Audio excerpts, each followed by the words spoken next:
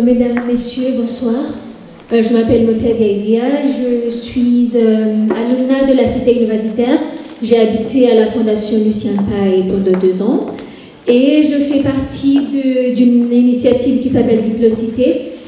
Diplocité, c'est une initiative qui organise des événements, des colloques, des forums autour des enjeux qui sont spécifiques à des régions, des différentes régions qui sont représentées à la cité.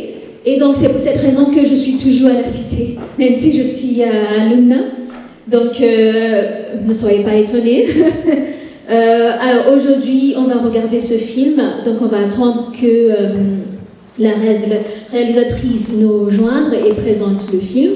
Je vais malheureusement, je ne sais pas si c'est malheureusement ou pas, mais je vais switcher, je vais parler plutôt en anglais parce que les intervenants sont plutôt anglophones. Donc je m'excuse d'avance. Mais vous inquiétez pas, on a une traductrice qui est bien compétente, donc vous ne serez pas tellement perdu.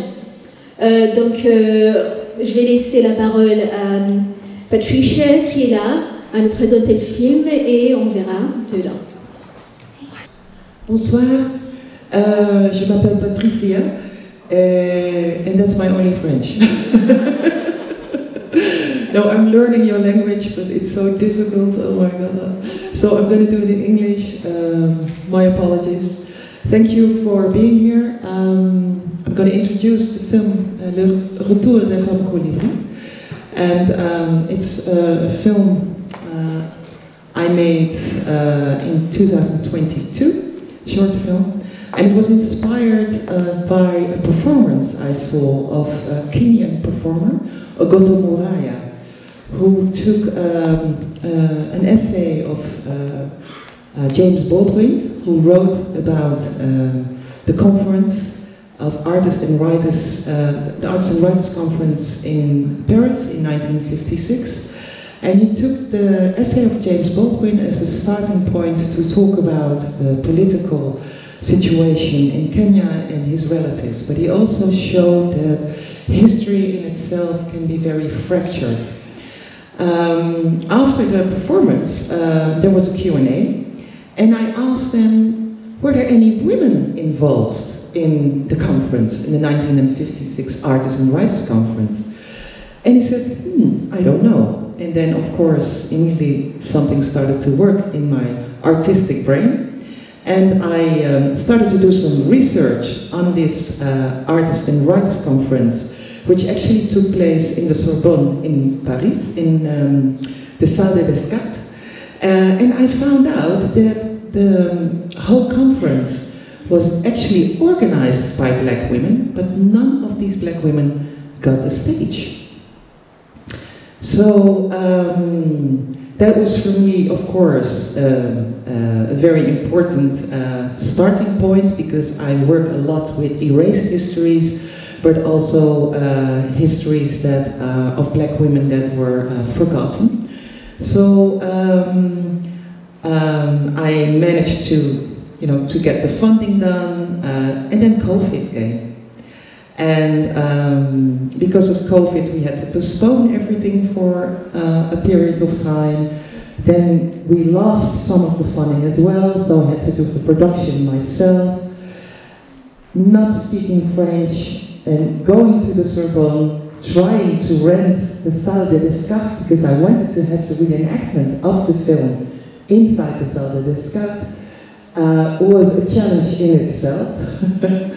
And but in the end, after a roller coaster period of time, I got everything done, and we were not able to film in the Salle des Descartes. And luckily, I met Sonia Nyamat, who is the director of Fondation Juliana, and she offered the space there, and then we could record the film over there. And actually, it was much better because we are very much in the vicinity of Clamart, and that's where the salons of Paulette and Jeanne Nardal took place. You will see more about this history in the film, and I hope you enjoy it. Thank you so much.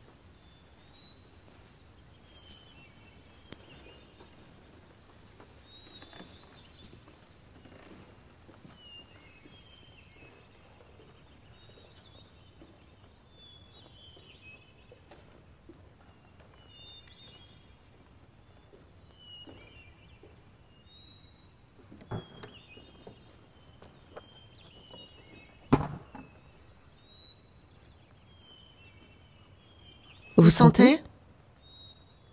Vous sentez ça? L'odeur du passé.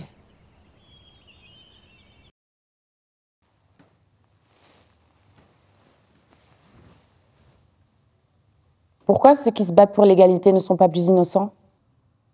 Ne sommes-nous pas les colibris femelles? Comme des fleurs tropicales, des femmes en qui circule le sang de 4 races avec des milliers de lignées sanguines. Nous ne sommes pas plus, mais... Pas moi. Vienne le colibri, vienne l'épervier, vienne le bris de l'horizon, vienne le cynocéphale, vienne le lotus porteur du monde. Vienne de dauphin une insurrection perlière brisant la coquille de la mer. Vienne plongeant d'îles, vienne la disparition des jours de chair morte dans la chaux vive des rapaces. Viennent les ovaires de l'eau où le futur agite ses petites têtes. Viennent les loups qui pâturent dans les orifices sauvages du corps à l'heure où à l'auberge écliptique se rencontrent ma lune et ton soleil.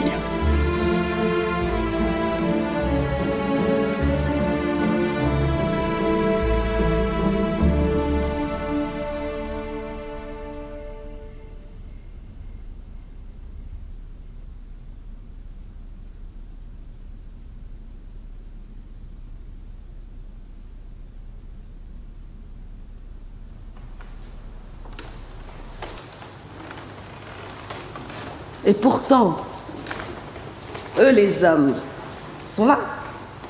Et nous sommes ici. J'ai vu comment, dans la folie de nos colonisateurs, l'éclat de ma génération a été détruit. La souffrance, la privation, la surprise, la colère et la joie ont fait de nous les témoins de la naissance d'un nouveau monde. Jour et nuit, je ressens une douleur si profonde. Alors j'oublie le monde. Je suis préoccupée par moi-même. Désolée.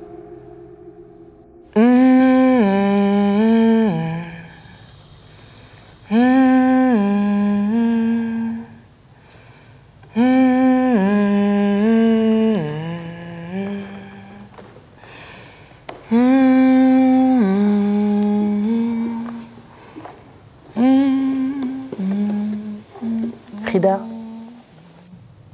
ton corps a été pénétré et éventré. J'ai tellement d'admiration pour ta force, ton indépendance et ton art. Tu es pour moi la preuve vivante que nous les femmes, nous sommes tous sauf malades, faibles et écœurantes. Ah, querida. Tu sais, j'ai souvent pensé que cet accident avec ce bus et ce poteau qui m'avait transpercé le corps, c'était le prologue de ma vie. De ma vie avec Diego. Comment ça? Explique. Diego m'a percé le cœur avec ses peurs et ses trahisons. Mais son chorizo, c'était son instrument. Et pour moi, il n'y a pas de différence entre un poteau en acier et le chorizo d'un homme au cœur d'acier. J'ai toujours eu plus confiance dans la lutte que dans les larmes. Quand la tumeur dans ma tête reprimait mes pensées, j'ai quitté mon bien-aimé. Je ne voulais pas qu'il me voie dans ma dernière lutte, qui était accompagnée de larmes.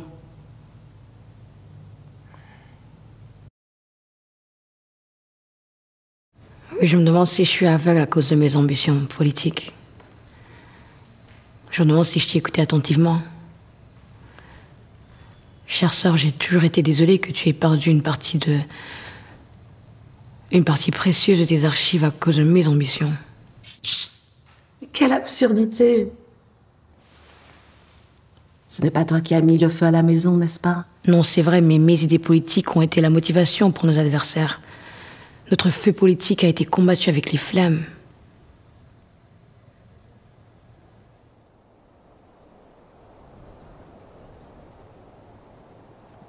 Courir. Comme j'ai souvent souhaité pouvoir m'enfuir. Mais cet accident sur le bateau m'a brisé la jambe pour toujours. Peut-être pour une raison. Que je ne peux et ne devrais jamais fuir mes devoirs. Que je devrais rester concentrée sur le grand objectif. C'est pourquoi je n'ai jamais voulu me marier. Je vois encore debout sur les rives du Mississippi, regardant la lueur des maisons en flammes. Nous, les enfants, nous étions entassés dans la confusion, terrifiés. Les cris des familles noires qui assourdissant aux oreilles, qui courent avec leurs pieds matériels sur le dos comme des coquilles d'escargots.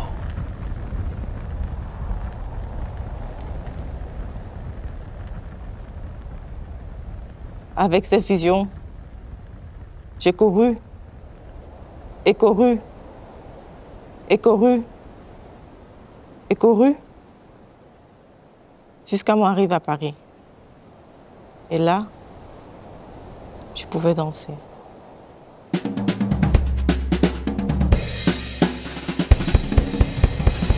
Tu nous as donné le jazz et le charleston. Tu as allié tradition et modernisme, et vous l'avez rendu tangible. Tu as donné aux artistes blasés et aux snobs ce qu'ils cherchaient, à savoir le savoureux contraste épicé de créatures primitives dans un cadre ultra-moderne de rage africaine déployée dans le décor cubiste d'une boîte de nuit. J'ai aimé les salons à Clamart. Grâce au feu des discussions, j'ai pu oublier ma propre douleur. Les salons, tout comme la revue du Monde Noir, étaient nécessaires. C'était comme un réveil soudain. Le moment était venu. En effet, et ceux qui sont venus étaient la preuve. Jean Price Morse, René Maran, Marion Anderson, Marcus Garvey, et Aimé, Paul et Léopold. Ah, qu'est-ce qu'on s'est amusé, hein. Malgré la gravité de certains sujets. Et maintenant, ils ont un mot pour ce que nous faisions depuis longtemps. Intersectionnalité. Oui, nous étions des femmes avec une attitude noire, négresse. Nous voulions libérer la langue, distiller la souffrance par le langage. Paulette, est-ce toi qui as inventé le mot négritude? Nous étions toutes et tous ensemble dans les salons. Et les idées et les pensées critiques ont été lancées à la vitesse des torpilles. Nous ne pouvons pas oublier notre sœur, la brillante Andrée, qui nous a soutenus intellectuellement et musicalement. Elle est morte trop jeune. Beaucoup trop jeune. Oui, mais elle est restée dans nos cœurs. Le thé au lait était la seule chose qui était servie, c'était notre idée. Nous ne voulons pas que les idées s'enivrent d'alcool et de drogue. C'est pour ça que je soupçonne que James Baldwin a vite abandonné. Ça m'a aidé de prendre des positions politiques claires. Beaucoup de gens pensaient qu'ils étaient superficiels. Mais c'était juste une tactique pour confronter le blanc avec leurs propres idées stéréotypées, absurdes sur la femme noire. J'admire ton courage. Nous avons composé le prélude de la négritude. Nous avons libéré le mot nègre de son joug négatif et nous lui avons donné une attitude. Négritude. Et c'est pour ça que c'était tellement décevant que les trois pères nous ont confisqué notre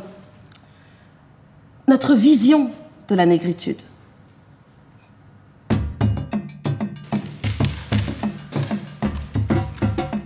Peut-être que Léopold s'est vengé parce qu'il a été rejeté par André. Et peut-être que cela a inconsciemment joué un rôle. Les trois hommes ont ramassé des idées que nous avions jetées. Ils ont insufflé une nouvelle vie dans des idées que nous ne trouvions pas mûres. Ils les ont présentées avec énergie et intelligence comme les leurs. Nous n'étions que des femmes. Mais nous étions les vraies pionnières. Tu peux même dire que nous leur avons ouvert la voie. On a ramassé des insultes, des mots remplis de haine et de mépris. Et nous les avons transformés en diamants. Avec la négritude, nous avons voulu nous réorienter en tant que Noirs.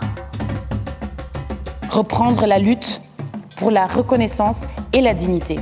Se réapproprier par nous-mêmes. L'assimilation, c'est l'ennemi. L'annihilation, c'est l'ennemi. Il fallait se réinventer, reprendre possession de notre bien-être, de nos valeurs. Notre négritude est enracinée dans l'histoire.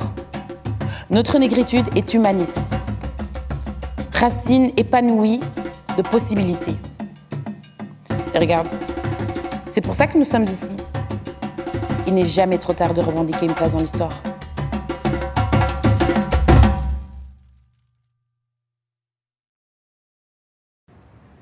Oh mon Dieu, mais qui a bien pu réaliser cette affiche? Picasso? Un misogyne. Moi, j'aurais pu la réaliser, cette affiche. Les hommes se méfient les uns les autres. Tous des gros égos qui se regardent en méfiance. Tant d'occasions manquées. Si les femmes avaient reçu un podium, l'accent aurait été plus mis sur la solidarité internationale. Et la conscience que nous luttons tous contre le même ennemi. Mais les femmes ne sont pas trop soumises à la tyrannie de la logique, parce que nous sommes connectés au cosmos. Et quand la pensée d'un homme n'est pas filtrée par la sagesse d'une femme, il ne fait que marcher dans le chaos, celui-là. I don't know how many of you have noticed it. There have been no women functioning vitally and responsibly upon this platform, helping to mold and mobilize our thoughts. This is not a criticism of the conference. It is not a criticism of anyone.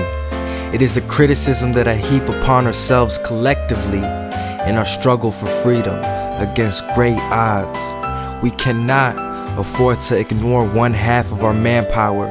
That is the force of women and their active collaboration. Black men will not be free until their women are free. Thank you, Richard. You're true to your name, right?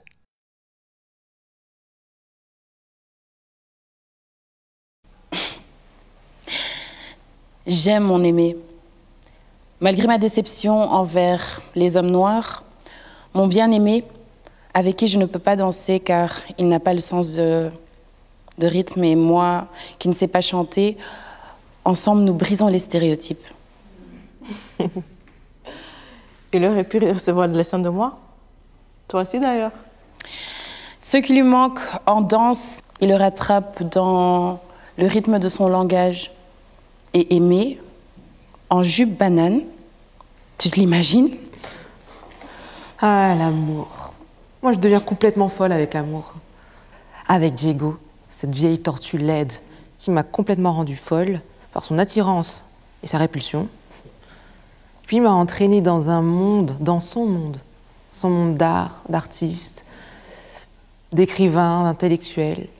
Mon précieux ami André, il m'a fait réaliser que nous devons penser en dehors de la réalité de notre oppresseur, si nous voulons complètement être libérés. André. Ah ouais, je me rappelle de lui. Mais j'ai couché avec lui pour me venger de Diego. Et ensuite, plus tard, avec sa femme, Jacqueline. Ah, avec Jacqueline, c'était bien. Je l'ai beaucoup aimée, moi, Jacqueline. Joséphine, je suis vraiment reconnaissante. Moi? Comment ça? Bah oui. Avec vos performances, vous avez donné des images nouvelles et combatives à l'avant-garde. Mais n'a-t-elle pas contribué à la vogue nègre? Mais bien sûr. Mais la vogue nègre? Ayudarme, por favor. Ça veut dire quoi? Que c'est la destinée des Noirs de, surtout, divertir et contribuer au plaisir artistique et sensuel des Blancs.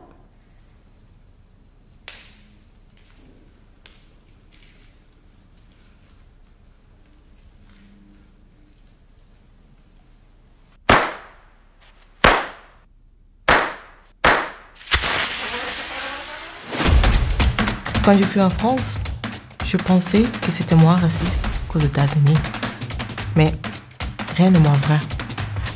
La France n'agit pas différemment envers le noir que tous les autres colonisateurs. C'est juste une question de nuance, en fait. Le colonialisme français est-il moins pesant que la colonisation anglo-saxonne? Haïti a dû payer 1 million de francs pour faire reconnaître sa liberté par la France. Après des siècles d'oppression et d'humiliation inhérentes à l'esclavage et au système des plantations, nous avons de nouveau été confrontés à des déportations, des disparitions, des exécutions, des meurtres pendant la Seconde Guerre mondiale sous le régime fasciste de Putin. Je veux dire, Pétain. L'Europe est une culture de contradiction. L'Europe est moralement et spirituellement indéfendable. C'est pour ça que c'est si douloureux que nos hommes nous aient complètement ignorés pendant la conférence, que nous n'avons pas reçu de podium. Nous luttons contre le même oppresseur, n'est-ce pas? Ce qui unit les hommes noirs, c'est leur désir de s'identifier en tant qu'hommes, et qu'il existe entre eux une fraternité. Et ils vont plutôt choisir un homme blanc, car il symbolise le pouvoir que tous les hommes veulent. Oui, en effet. Et il suppose que la masculinité noire signifie l'humanité noire. Et quand vous voulez résoudre les crises raciales, nous les femmes sont exclues de donner des visions de libération. Mais c'est nous qui portons le monde. Mais c'est nous qui portons le monde.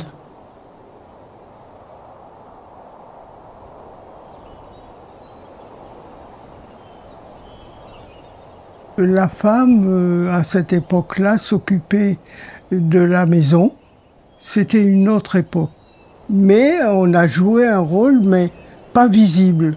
On a joué un rôle important. Mais nous étions dans l'ombre.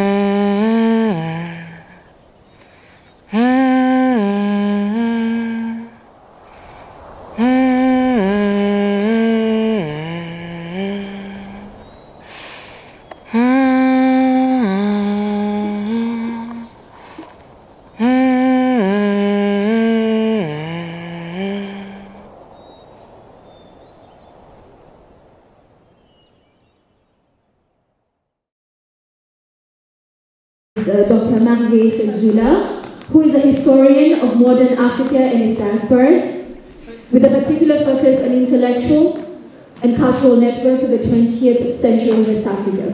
Her research explores Black internationalization, the history of political thought, and the evolution of negritude as a philosophy and political project. She is currently a fellow at Kamago Foundation, where she's completing a book on the transformation of the Black public sphere between 1947 and 1977, her work traces how negritude evolved from a philosophical Black humanism to a global identity project, and later into a tool of African soft power, through institutions shaped by Francophone and Anglophone thinkers across Africa and its diaspora. So her work offers a vital rethinking of Africa's place in global Black intellectual history, and we are delighted to have her with us today. Our second guest is Alicia Knock. Alicia Knock is the curator and head of contemporary creation and perspectives at the Centre Pompidou, and her curation of projects include landmarks. I'm trying to figure out where to sit so that I can balance out everything. Thank you. So as I was saying, her curational projects include landmark exhibitions such as Ernest Makobo, which in 2019, Sheena Thick Crossing the World Color Line 2020, and Global Resistance 2020, as well as experimental formats like Museum On and Off 2016. She has been a strong advocate for the visibility of women artists, curating La Terre la plus connaître 2017, co-curating the Albanian Pavilion at the Venice Biennale, and contributing to international initiatives such as Long Distance Friendships for the Kaunas Biennale and Survivor Kid Festival. I hope I put everything there. Good. All right, so currently, she's leading a remarkable exhibition, Paris Noir. I hope that all of us have been to see it. Have we been to see it yet? Yes? Yes, so it's a remarkable exhibition, and it explores artistic, intellectual, and political presence of African and Afro-diasporic communities in the 20th century Paris, which is in line with what we just watched. And this ambitious project illuminates the transnational networks that shaped Black creativity in France and the intersections of thought, activism, and aesthetics that emerged in the post-war era. So today she joins us to reflect on Paris Noir in dialogue with the themes raised by the film Le Retour des femmes Colibri. So both exhibitions and the film integrate the silences, recoveries within Black intellectual and artistic histories in France. So what I will do is I will start with allowing the two ladies who have not had the opportunity to speak to introduce themselves and speak a little bit about their work. Particularly from Alicia, I would like to hear, while you're introducing the project, or you speak about the project, I'd like to hear which French educational institutions have played an important, significant role in shaping the artists associated with Paris Noir. And for you, Merve, I would like to hear a little bit more about, I hope this is you. So yes, I'd like to hear a little bit more about your research at Camargue Foundation. Thank you. So I'll start right there, yes. Yeah, I think, Merve, it's better that you start because I feel like I want to hear so many things about the film and the research and we'll extend to a little bit. Sounds good. I have my lectures. Thank you. First of all, thank you to everyone who is here today, to the organizers, to you for helping, and to Julie as well, and Alicia and Patricia for the chance to kind of be in conversation with you both. And thank you also for everyone's patience avec l'anglais.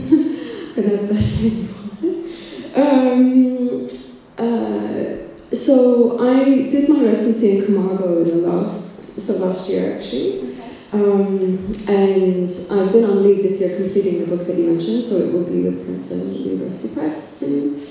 And the research that I've done over that for the last few years has really had students always sort of at the core of it, and part of the kind of mythology of a Black presence in France has always sort of centered on the figure of the student. And in some ways we like to kind of plot these really linear genealogies from, okay, so they studied this, and we sort of analyze every shred of writing. But it usually stops at the written word. And part of what's been really enjoyable with the exhibition, which I had the pleasure to experience yesterday, and I want to go back because it's so incredible and expensive.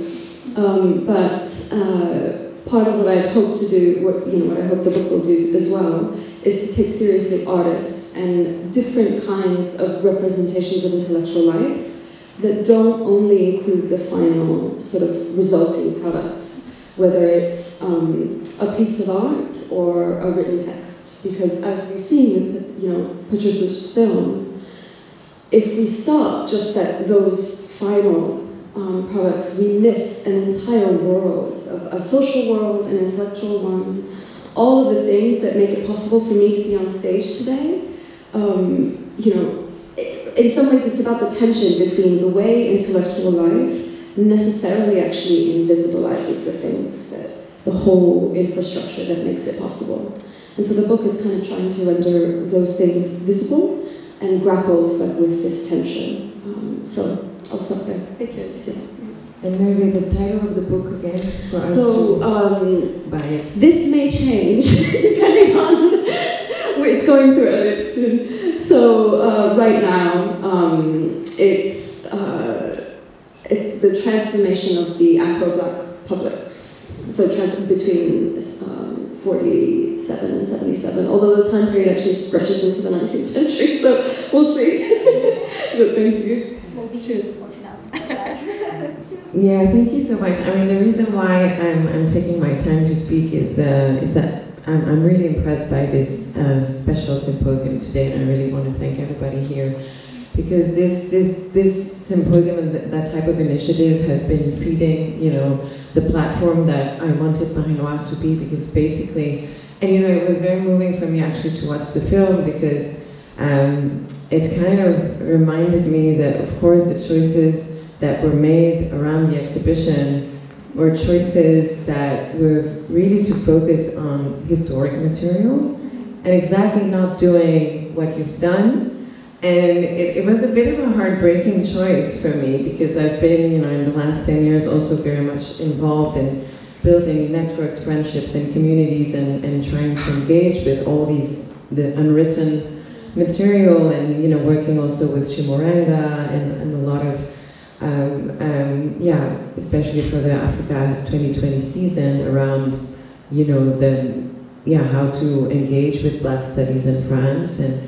But somehow I felt that the responsibility we had at the Pompidou was really to try and still, you know, focus on historic moments that unfortunately had not been kind of unpacked yet, and that it was a first step. And it's hard because, of course, you know, it could have been a very different object, but I also feel like, you know, I really felt like that there were 3 generations of artists that had been completely sidelined and written out of history.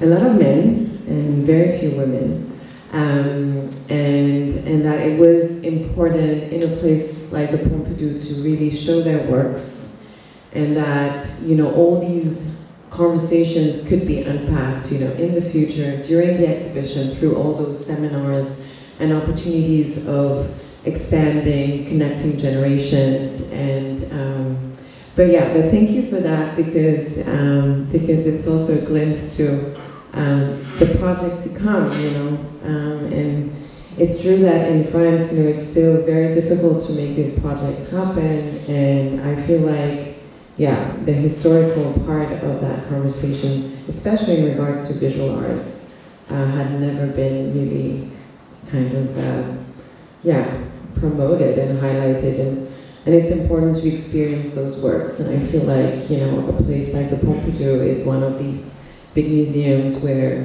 you know, we also need that. And it's true that in the exhibition, so there are little traces of course, how we tried within this historic capsule that, you know, the exhibition is really sticking to engaging with 150 artists across the Caribbean, Africa, the U.S., and a first generation of Afro-descendant artists born here that lived in Paris between the 50s and the 90s, but with a few artists that were still alive. We commissioned 4 works, and we asked the artists to also revisit their time in Paris at the time, so mostly in the 80s and 90s.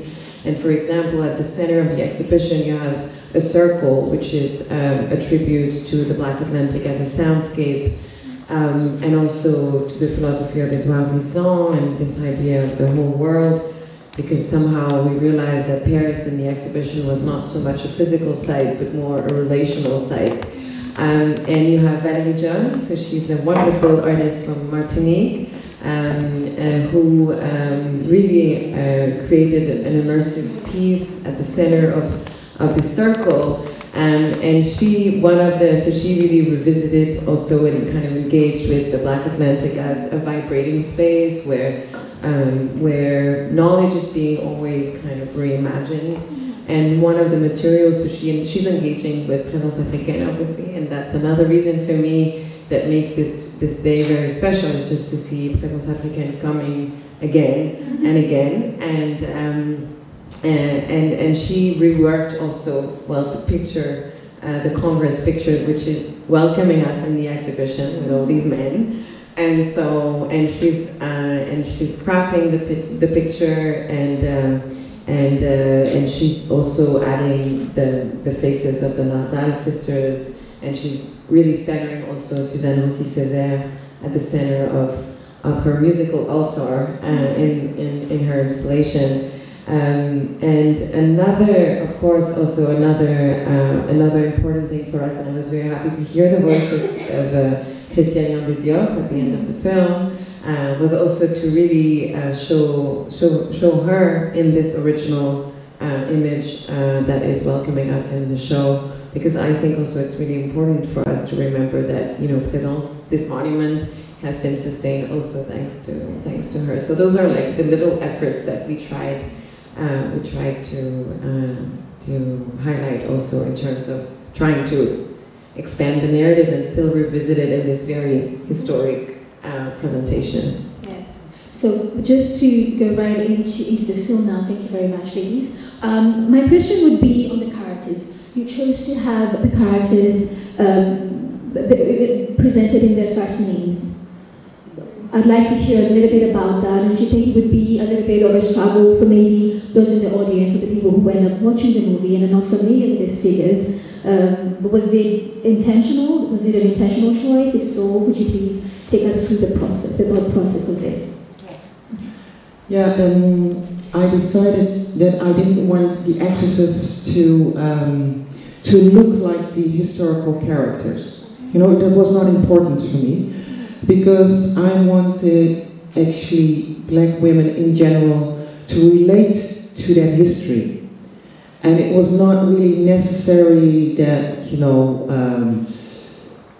that's why I took the photographs of the original photographs to show like, okay, this actress plays this role, you know, and in the end, of course, during the credits you see the names of the actresses. But it was more that I wanted to show a story of incredible, powerful black women, and how important they were in a certain history, and how this erasure of black female intellectual is actually still present as we speak. It's still happening as we speak. So, and did this extend when it came to the voice, the gestures, and the presence that the artists end up employing in the film? Did just the thought process about them presenting the fact that this is still a current topic, does that extend not only in the fact that they were using their first names, but also in the gestures and how they presented? Yeah, I wanted to actually combine historical accuracy. So I read, of course, your incredible paper. This is for me a full circle moment, you know, that I sit next to this amazing woman who actually laid the foundation for my research for this film. I also read Negritude Women, written by Tracy Dinion Sharpley Whiting, an incredible book, and she also translated a couple of issues of the Revue de Monde Noir. As you hear in the movie, the archive of Paulette Nardal was destroyed because of a fire, but luckily some of the reviews were saved, and she translated them, and I wanted to stay as close to the original words that those women had written as possible. Of course, the great camouflage of Suzanne Césaire was also very important. And it's a movie, it's a film, a short film, but it's also an artwork. You know, it's not a history lesson in the sense that you look at a documentary. So there needs to be creativity, but there also needs to be imagination and poetry. That's why I changed the text also in dialogues between the women. And what for me was also very important to show the relationality between the women, that they were friends, and that they were also talking about their personal lives and their personal issues and their love lives, because then the character becomes alive and a real character, and then you can identify yourself with the character. That's very interesting that you speak about having chosen how you were able to choose the scripts that you used, and it's just something that was also brought up was the fact that the more assertive and central conversations or other speeches were made by men. And it's true that we can notice that the engagement between the women is very convivial, it's very friendly-like. So could you please take us through that thought process as well? Yeah, I thought that was a very interesting question that you perceived it that way. But the first poem we hear is spoken by Jean Casimir, and he was the first Haitian ambassador in the United States. And I know him personally, and I asked him if he wanted to read this poem of Aimé Césaire. And it's a love poem of Aimé Césaire to Suzanne Césaire. So it's not that he has a dominant part in the movie, he's actually in service of the women. The poem is a love poem for her. And the other text is actually spoken by Richard Wright, who is a writer, an African-American writer, for those who don't know him. And he attended the conference. And he actually said this text at the conference. Why are the black women not present? So I thought it was very important to incorporate that text also in the movie to actually emphasize on their invisibility, but also to show how important the solidarity is between black men and black women. Thank you very much. So we're going to skim a little bit to the historical side, and I have a question for you. And so the question is about the figures such as Suzanne Césaire and their sisters who were by the time no longer in Paris during the Congress, but in Martinique. Do we know whether they were nonetheless involved in the preparation of the Congress, or did they attend, and if so, what sources can we reference? So they were not they didn't attend, the Congress, and they weren't part of its organization. But there, Christiane, whose voice, it was again a pleasure to hear that. I agree. Is a kind of reference and concludes the film. She was an extremely central figure, both not just for this Congress, but in the entire management of Présence Africaine. We regularly honor, as we should, Annie Diop, but without Christiane Diop, it wouldn't also have been possible for Présence to have grown in the way that it did. And there were women too that attended who I've done some research on, and then others in this room have helped. Pascal Barthélémy, I think, is here too. And yeah, the networks and with Bush and other people, the research that I've done has also built on the work of other women too, who've done, who've spent a lot of time trying to excavate the people that were part of it. But there's quite a famous photo of Aimé Césaire, and in the press about the Congress, I'm just going to mention it because it's quite illustrative, I think. There are 3 young African women who aren't named in any of the photo was printed quite a lot in actually a lot of the press of the Congress at the time. And each time, it would name Aimé Césaire, and it would say avec 3 étudiantes très charmantes, something like this, or like, oh, très jolie, or whatever. They had wax print dresses on, and it's clear why they were attractive to the camera. They were, but the fact that they're sort of engaging Aimé Césaire in this courtyard and what that may have meant to them, and thanks to Pascal and Ruth and others, I was able, I could identify them.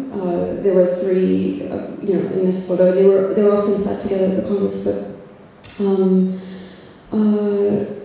but we have, though we may not be able to always in every instance identify all the people, we should always presume that just because we don't know something doesn't mean that it didn't exist, right? And that's like the sort of basis from which I always work, that it's incumbent upon us sometimes to not take the position of our not knowing, as in even the act of recovering them is somehow, I don't know, like positioning ourselves a little bit critically, even in the recovery process, because, one of the earliest historians, Leopold von Ranke, who's like responsible for sort of often attributed to the kind of historical methodology that we still practice today, he would often frame the archive, and this is a quote from him, as so many princesses, beautiful, who need to be saved. And I think unintentionally historians sort of practice this in the way that they approach the recovery of figures. And it happens in different ways, but I think we should also maybe interrogate our own practices that reinscribe this way of imagining that, like, oh yes, it's thanks to us that we must know them. No, it's thanks to them that they left traces and that they did this enormous work, and it's incumbent upon us to kind of honor that. So. Okay, no, thanks. Just to link back to that, I hope it works. Is it working? Yes. So just going to follow up on that, it's a question that both of you could be able to answer. And it's about Catherine Dunham. If I'm not wrong, she's not mentioned in the film, is she? I'm sorry? Catherine Dunham? No, she's not mentioned. So, but she should be part of this conversation. And I was wondering whether you can let us know, shed light on her role, and also generally contributions of women in the Congress and intellectual direction. Yes. So the question could go to both of you. It's historically charged, but I think the both of you can be able to answer it. Do you mind if I add it and ask it to Patricia? And so there was, no, please, because I have no answer to that. Yeah, no, you do. I actually think you do, because we were speaking, before earlier at the conference about the method that we were talking about the use of archive in your work, and beyond the question of Kathleen Dunham, who I don't believe she participated at this conference, so she was a central participant at FESMAN, so the Premier Festival Mondial des Arts Vagues, and she was, presented a discours there and was pretty central in that space. But one of the things that we were speaking about, Patricia, was that you had been practicing, sort of, for those of you that may know Saidiya Hartman's kind of critical fabulation and this invitation to how to deal with gaps in the archive, and a kind of invitation to maybe move beyond what we don't know and think about it more imaginatively. And you'd said you'd been doing this for a long time before there was a kind of word for it.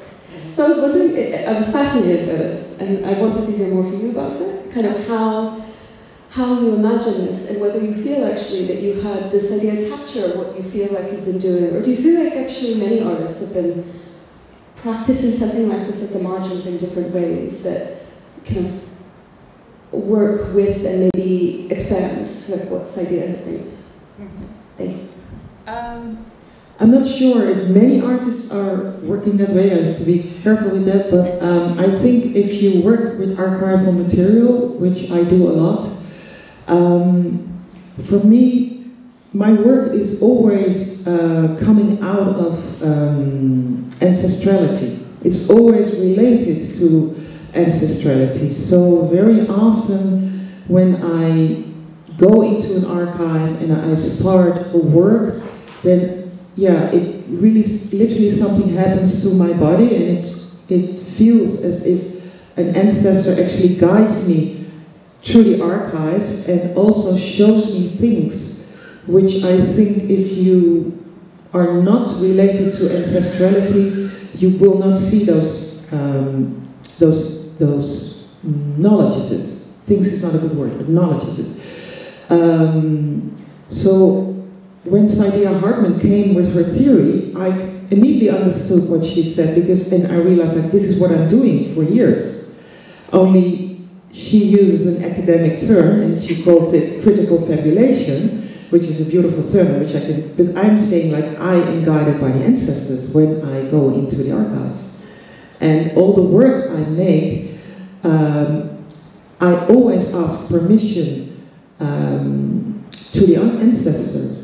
And then things come to me. So there is, actually I see myself more, I'm an artist, yes, and art is my medium, but I'm also a voice, I think, of the ones who have been erased and have been silenced, and art is my medium to show the importance of those voices and to give them a face again, sometimes a face, or to make people aware how important it is that we listen to those voices that are erased. And somebody once used the term the Sankova whispers. They are the Sankova whispers that speak to me. All right, thank you very much. So I somehow made my way around back to Alicia, not forgetting about you. And my question is about the artists who were featured in the exhibition. And I'm wondering whether we have some that, participated in major gatherings such as the Fast Festival. I'm not so sure if you mentioned that in the beginning. Could you please let us know if there are specific? Yeah, so a few men. A few men participated in the congresses. And actually, I was also going to ask you, Merve, if you had seen in the exhibition. There's an excerpt of the Congress, the 1959 Congress in Rome. And you actually see a lot of black women, especially when the crew goes and visits this Poto Poto exhibition. And I was wondering if you would know who these women are, or if it could help us also reimagine that moment, because that was comforting to see that these women were present, and maybe a photograph cannot capture the women in the shadows, but the moving image somehow did. And in the congresses, there were a few very important modernists that participated, especially Ben Nwonu was also kind of opening the exhibition. Ben Nwonu was one of the first Nigerian modernists, and he exhibited his works in Paris. He never lived here, but it was important for us to include him because he was so vocal during the congresses, precisely. He really advocated for the artist as a revolutionary. He really said that, you know, the African artists had to engage and help people emancipate, and that there was a need also to champion certain topics, especially how to represent African women. And that's why he also started this series of works dedicated to, well, called Negritude, which is also a tribute to Senghor's poetry. Is it Nigeria, you said? Yes. All right, talking about nationalities, do we have other dominant nationalities that are presented in the exhibition, if at all? There are dominant nationalities, but it's also true that, you know, what the exhibition is trying to show, and just because that's how the history was, is that Paris was never only contained within this Francophone conversation, and that's why the show is so striking, because it really speaks about this ambivalence that we've also been discussing the whole day, that, you know, not only, you know, we have this colonial history that, you know, creates all those very close ties to a lot of countries on the continent and current territories in the French overseas and so on, but we've been attracting people all over the world, especially during these 50s, where everybody thought Paris was a site where freedom could be discussed, and so you realize that Paris was at least a crossroads, not necessarily always an end point, but a crossroads for many artists across Africa, across the Caribbean, and across, North and South America. So you have obviously, yes, artists from the Francophone countries, such as, you know, Paulaï from Togo, and Iba Ndiaye from Senegal, and a few Senegalese artists, but also Gerard Sekoto from South Africa. Exactly, Gerard Sekoto, and obviously Ernest Mankoba. I tend not to mention him too often because I am so attached to him that, you know, at one point I might speak an hour on him if you start me with Mankoba, but he was the first South African artist to arrive in Paris in 1938, and he died in France, in Clamart, actually, because it's also interesting that, you know, these local groundings actually kind of repeat. And there's a real history around Val-de-Marne, you know, that should be also excavated, and how these histories resonate. Ernest Mankoba arrived in 1938 and died here in 2002.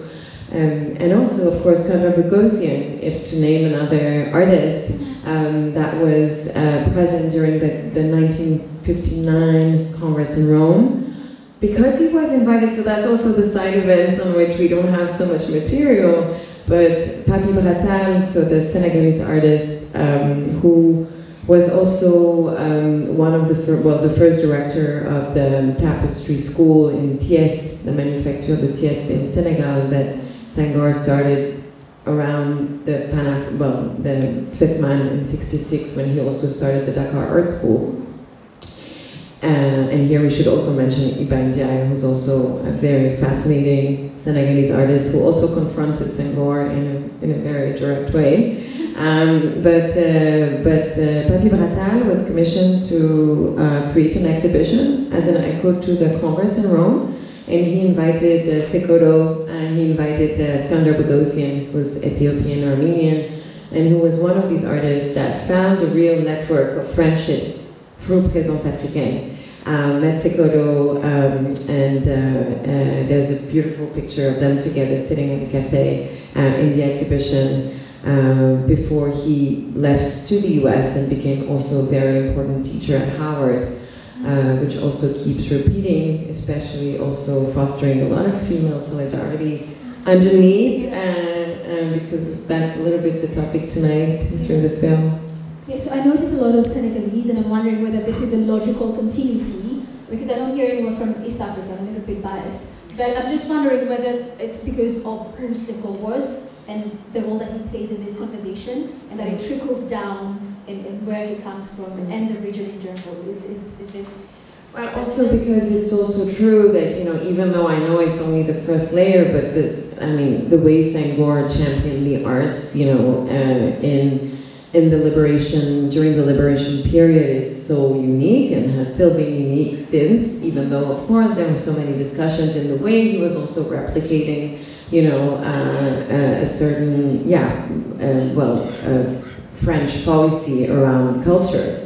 But obviously, when thinking about Paris, which was still the lens to think through that history, it was very obvious that this conversation was ongoing, especially when you see what the negritude movement is, and that's why in the show there's this moment which is Paris-Dakar, Lagos, because it was impossible for us not to mention the Fesman in Dakar, because, you know, that's really this moment where Senghor is launching his cultural policy, which is a bit of a, kind of replicating what, you know, he had seen in France. And it's also iconic to remember, and that's why there's a small reference to that in the show, that he curated, or he commissioned the first exhibition at the Grand Palais in Paris in 1974, which is a very important event and thing to also underline. So yes, there is, and he sent a lot of students also when thinking also about what is bringing us here today, and that's also why Paris is definitely important in this conversation, because it's also a response to Magicien de la Terre and this idea of engaging only with African, Caribbean, or Afro-descendant artists that were championing authenticity or being self-taught. Paris Noir is obviously engaging with Paris as a learning site. And that's why the importance of schools and, you know, where and the idea of the student it's an important figure in the exhibition as well. All right, thank you very much. Now talking about artists and the arts, we're going to go back to Patricia. And my question is going to be, because I find the film compelling, not only in terms of content, but also in terms of performance, just statistically. And so I'd like for you to take us through that and maybe discuss your decisions towards the visual style, the editing, the rhythm, the sound as well. There's something else that I noticed. How do these choices engage with the themes of historical memory, invisibility, and reclamation of women's rights, places in history? Oh. That was a mouthful. Yeah, that was a mouthful. Maybe I should start with how I found these incredible actresses. And actually, I saw a theatre play of Junior Motombeni. He is a South African theatre maker living in Brussels, and his father was an ANC activist.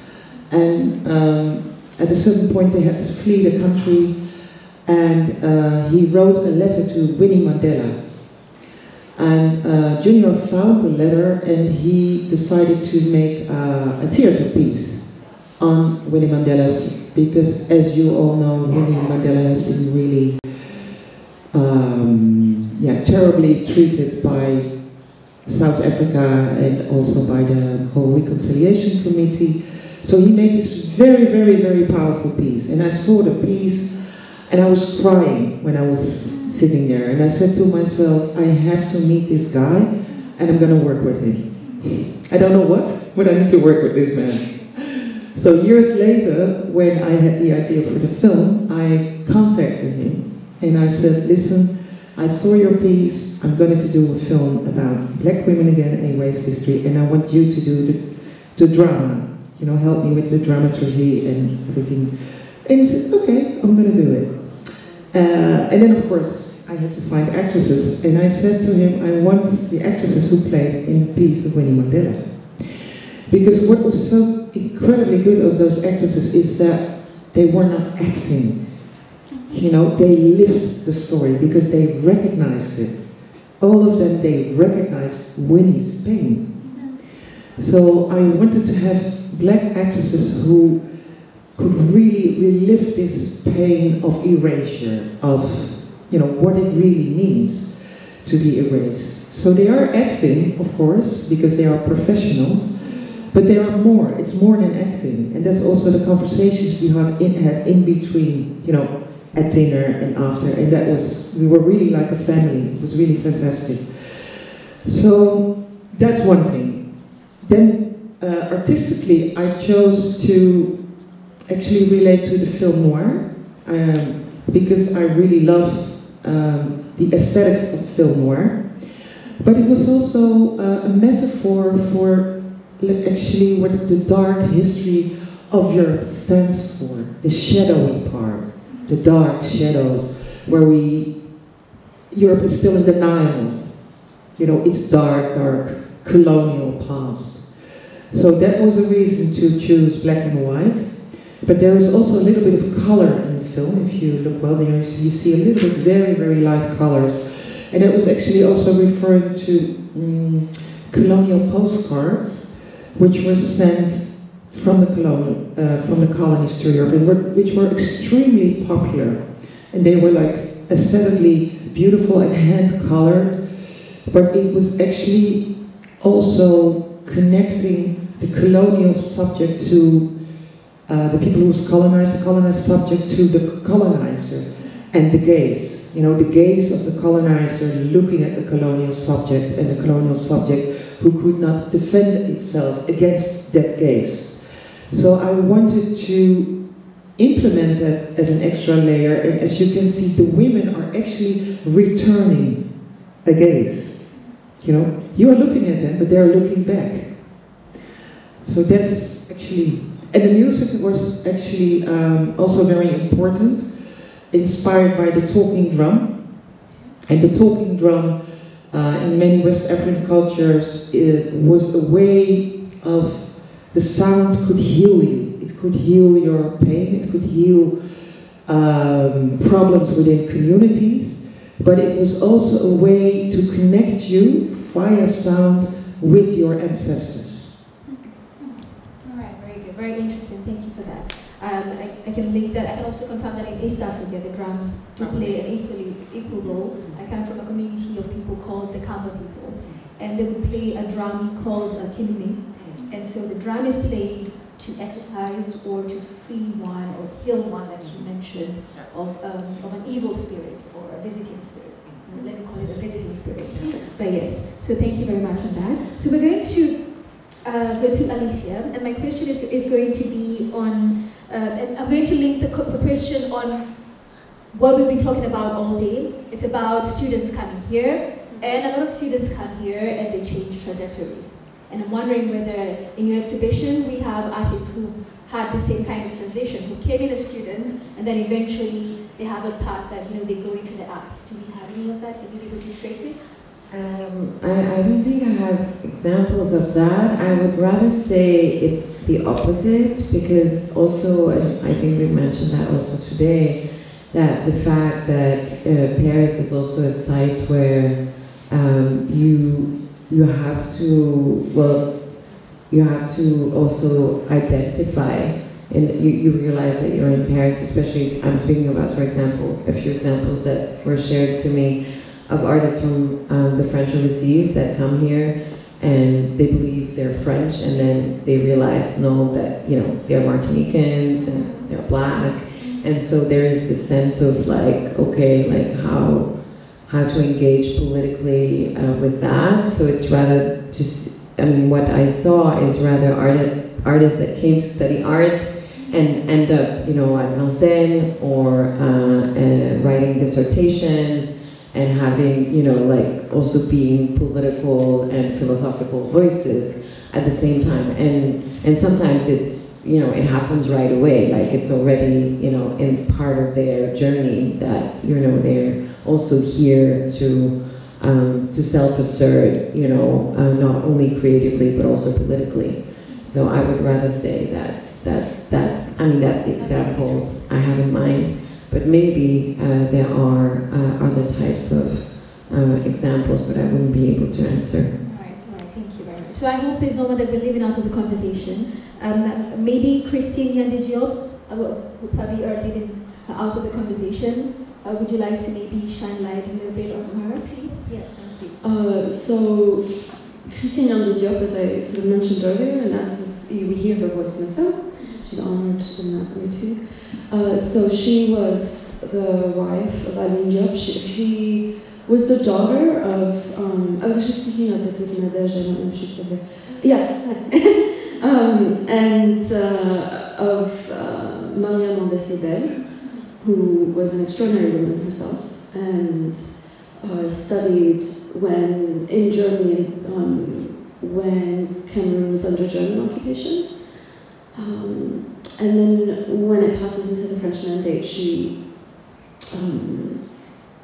kind of already had known French and then is really assertively sort of pursues the education of her children. First in Cameroon, then in Dakar. Her husband is Senegalese. And then when Christiane Diop and her brothers and sisters are young, their father passes away, and she moves from Dakar to Nîmes in France. She was Protestant and quite devout, and there was an association of Protestant women who, on the eve of the Second World War, basically in 1938, she kind of comes in September with her children. And so it's really at the age of 13 that Christiane Diop kind of had been traveling with her mother and was really accustomed to sort of an international, a black internationalist life from a really young age. And grows up in Nîmes, then kind of on the outskirts of Paris, and then her mother, who's like a very determined woman to kind of ensure the sort of intellectual creativity of her children. She makes sure to move them to really the heart of like the Latin Quarter so that her children could attend these schools, and nourishes this kind of black intellectual life, and in this way is a sort of continuity between the Sœurs Nardal in terms of the salon and other sort of institutional structures that supported the kind of intellectual life that we celebrate. And so Christiane Diop kind of grew up accustomed to this. This is sort of completely normal for her. But one of the, and this is part of the book and I've written about it in a separate article, but one of the difficult things I think in thinking about her as a subject is that the interview that you quote from, that was on, I think it was Radio France, RFI probably, it's that program with Yasmine Chouakian. Do you know it? Okay, anyway. She interviews quite a lot of guests very often, I forget the name of the program. But she appeared on this, and sort of the interview I would encourage for those of you that are interested to kind of find it. It's really fascinating to listen to her. Because, on the one hand, she names, as you said, kind of the work, the moment that you quote from is really interesting, right? Where she names the work that she is doing that other women did, but regularly in the interview sort of refuses the role of like, no, I wasn't this. Yeah, and I think that tension was actually interesting because again, one of the common moves, like when you recuperate a figure, is to try and make them legible to you, rather than dealing with legibility on their own terms, And Christiane Diop and other kind of women, West African women and other women of her generation, sort of really push us to actually question the feminist assumptions that we have, that you must have taken the podium in order to have mattered. She pushes, like there's a moment in the interview with Yasmine Chouakian where she says something like, you and Alicia Knock were like, des couples comme Jean-Paul Sartre et Simone de Beauvoir, and she was like, je sais pas, mais peut-être, mais, like so this constant attempt to kind of render her legible in these terms, she really refuses. And I think what's most, I think, productive about thinking through subjects like this is to question our own assumptions that we often come up with different figures that no, actually take her refusal seriously. She didn't want to be behind the podium. She could have been. She genuinely could have been. She was an absolute intellectual in her own right, but chose not to. And so if we took that choice seriously, what would it mean? While at the same time reckoning with the conditions that made something like taking the podium not possible. And can we say that about the other women? I mean, you take the work is to sort of try and get as close as possible to the choices that different women made. So Christiane Diop, for example, made that choice. And the women that I spoke about in that photo at the Congress, one of them is Virginie Camara, and Virginie was the leader, so she was in FEANF, which we've spoken about. She was president of, a bunch of international women's associations. She was recognized as a leader. She very much, assertively behaved as one. So for her, the structures that were at the Congress were actually insufficient, and she was deeply critical of them, you know. But in reconstructing it rather than flattening, like all of the kind of black women that we see in these photos, or whoever whose traces we're trying to recover, it's much more interesting to kind of think about, well, no, let me not presume, like, as much as possible to work through the assumptions that you're bringing to these subjects, right? And kind of work through that tension, because I think that it's often something that we skip to an assumption about them before even asking, or it's like sitting with what they ask of us. Yeah. Thank you very much. So I am running out of questions. It would be very bold of me to assume that the audience is running out of questions. Maybe we can just wrap up with Yunus, because I was gonna mention also, you know, that the Paris Noir show still includes a lot of important women that also did more than just being artists, that also were part and instrumental in creating revues, building community. And obviously one of them is Yunus, and I think it would be great if you could maybe introduce her, because she's still alive, and we can also work with her voice today, and her reminiscing also those times. And I want to also mention, for example, Echanges, who's this amazing Haitian filmmaker who also created these very informal salons for many decades. And there's no archive around that, but you know, there's more work to do. Or someone like Ellen Jibrila, who created the first fashion designer, who pioneered Afro-Asian fashion here at the end of the 80s, and also created the first association for black women, black models, black experience. So it's like just a few examples of also those trajectories that were very broad, and sometimes there are tangible archives, and sometimes there are, well, they're still alive, so we can work at creating those archives. And I think, you know, somehow the show is also about trying to build a new form of archive out of this historic platform. So let's go to Yunus. So Yunus Say is, so this is my next project that I'm currently in the midst of working on, and it has research components, and it also has this documentary film. My co-director is in the audience too, Mental Talented. So this emerged, Yunus was a student in France. She studied shorthand typing at the Institut Grandjean in 1959. So she was here right around the time of this kind of really heady activism that has been so well reconstructed at this colloque. And she started painting, so she studied typing and then began painting kind of after her work day. She was a young mother at the time. And you know, was attending the circles of présence africaine and all of this, and participating in a lot of discussions just before independence. And had been doing this more as a sort of hobby. She'd always been interested in art from a young age. Her mother was a batik dyer, you know, the textile. And had, so when she returns to Senegal, she's born in Saint-Louis, but she moved to Dakar. And when she returns to Senegal, she began she was acting in street theater. She had a very multi sort of media practice from an early age. And in '66, there's Festin. She's a hostess at this festival.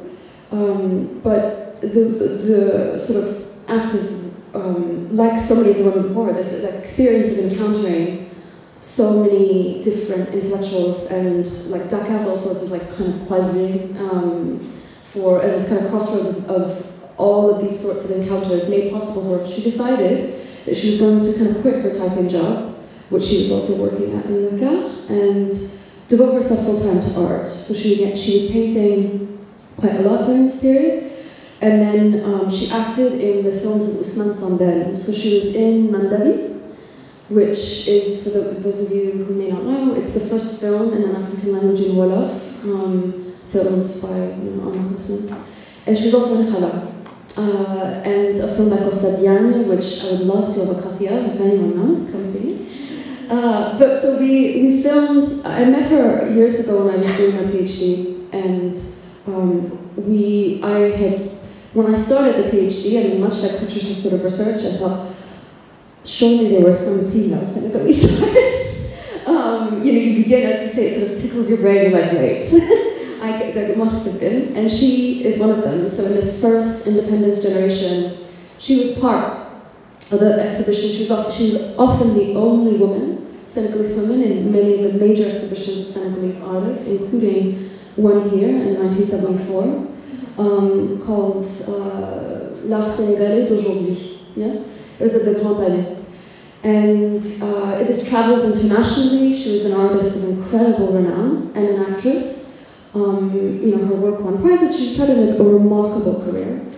And, doesn't really appear in most of the histories of Senegalese art, cultural, and intellectual life. She's also a very committed feminist and Pan-Africanist. And it's sort of due to her. It's at one of her exhibitions in Dakar in '77 that President Songo announces the nomination of a first female cabinet minister because she'd been pestering about him, for this for years.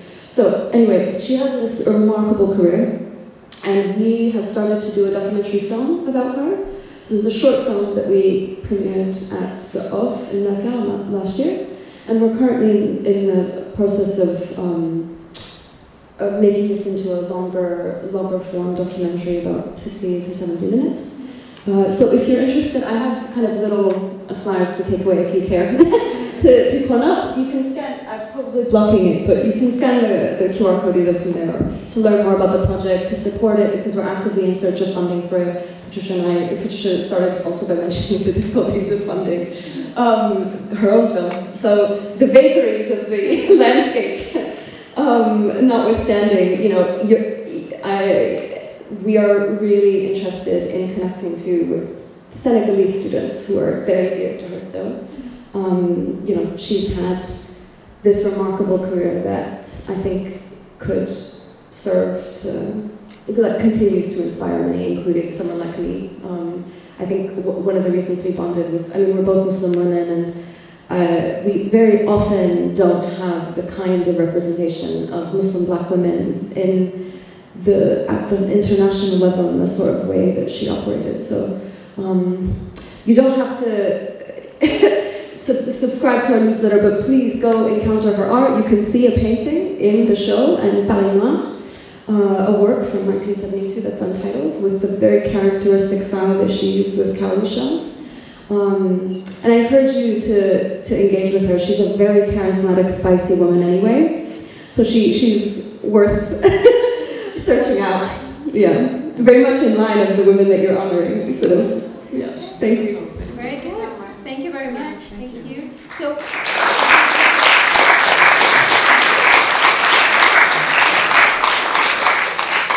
Julie, do we have time for questions? Really, 10 minutes, because there's a lot of people who are waiting for dinner for us to serve us, so we can't. One or two questions. I know we have great specialists in here, so if you want to take. J'aimerais poser une question, madame. Oui. Je suis là, je me suis déplacé. Oh, sorry. Pourrais-je avoir un micro? Je m'excuse, je ne parle pas anglais. Okay. Très mal, très mal. Tu veux bien faire. Voilà.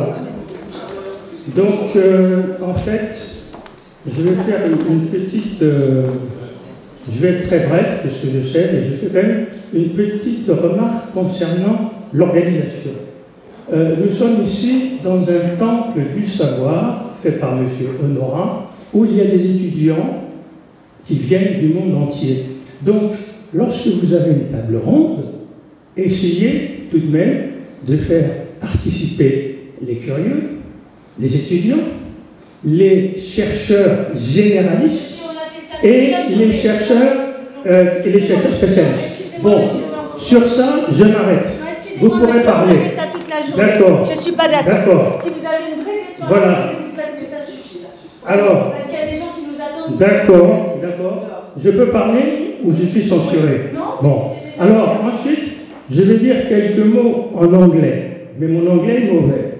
Dangerous film. C'est un film dangereux. On ne va peut-être pas vous traduire ce que je dis. Black feminist dangerous film. Black feminist is good, but dangerous film, parce que vous n'avez pas marqué le conditionnel, c'est une fiction. En 1956, le colloque a été fait par Présence africaine.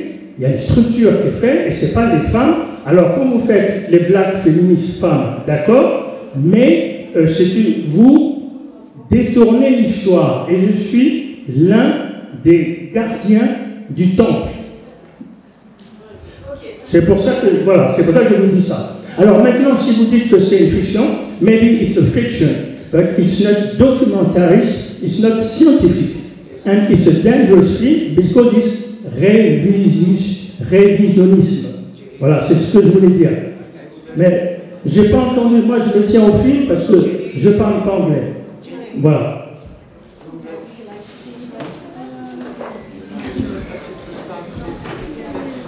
I'm so sorry. I think it's a... Yes.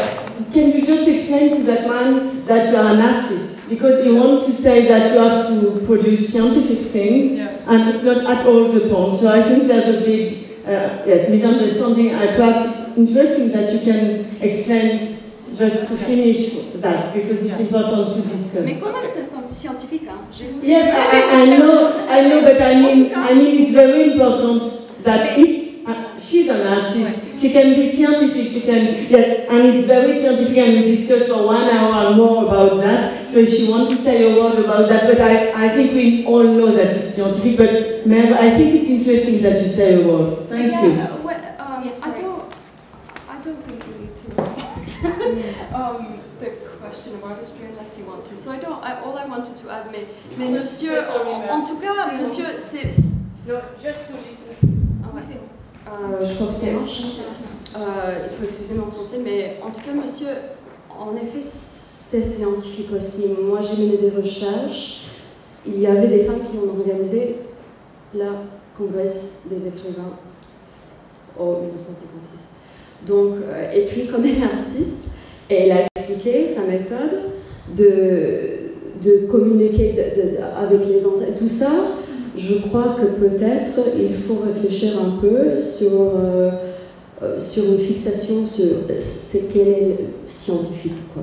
Donc, mais en tout cas, ouais, je crois que. Ok. Bonsoir. I just want to bring some precision about Maria Ngomema Decibel, the mother of Christian Yandi Job. She was from Cameroon, yes. And she's my great mother. Is she? And that means that my father was first children. And so, my great father died in Cameroon, and it's true that Maria Ngomema Decibel was sent to study in Germany before the First World War, with King Rudolf Roland-Gabel, who was going to be killed after by the governor of Deutschland in Cameroon. So, Maria Decibel was first married with Ndumbe Karalove. She gave birth to Ivia Karalove, my father. And my father was one of the oldest journalists in all Africa and was the administrative manager of Société Africaine de Culture, who held le second congrès, premier festival et deuxième festival mondial Dakar, Lagos. But the first one, it was not in Paris because my mother was waiting for my elder brother. And Suzanne Job and Christian Yandi Job was born in Douala in Cameroon. But they never talk about it. That's not the problem for me. Présence Africaine is just my family. I'm a writer, I'm a journalist. That's not the problem. But the actual job done Présence Africaine, his best friend was Jacques Rabé-Manjara from Madagascar. And when he came to see my great mother for asking to marry Christian Yandi Job, he is with Jacques Rabé-Manjara. And after you have another friend, close friend of Adin Job, but we do not talk about him anymore, is Monsieur Jacques Olet. It was an English guy. And this poor guy with my father was the basic of presence africaine. About what Thierry said that the woman done nothing for the first is not true. But all this girl gave her, my tante Christiane Yandijo, elder sister Tantine Suzanne was there, dressed in an African suit, and they want to prove that women exist because they know Bernardin, etc., etc. And you have a lot of things that black guys done with grace of the woman who was in the back. That's why it's in Africa. Yeah, that, very well put. No, it's reality. It's reality. Yeah. But as we are in a misogynist society, that's why in Africa they say that a great man, the back of a great man is his woman. And all the things, I didn't just make all those things with his friends, but with all those women, Christiane Yandijo, Suzanne Jo, and over and over and over.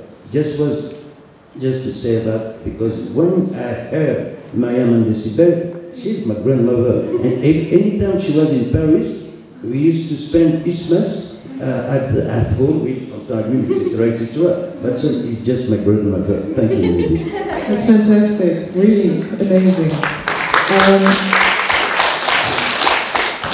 Maybe I just want to address something to you, sir. Maybe it's important that we realize that all together, that when we highlight the history that is erased, it doesn't mean that we are erasing another history. You know, I do not want that, because I know what it feels like if your history is erased. So I'm not acknowledging the fact that les trois pères were very, very important. Absolutely. They are very important in the whole negritude movement. I'm not saying erasing that. I'm only adding something to it, and that was the role of women. Thank you so much.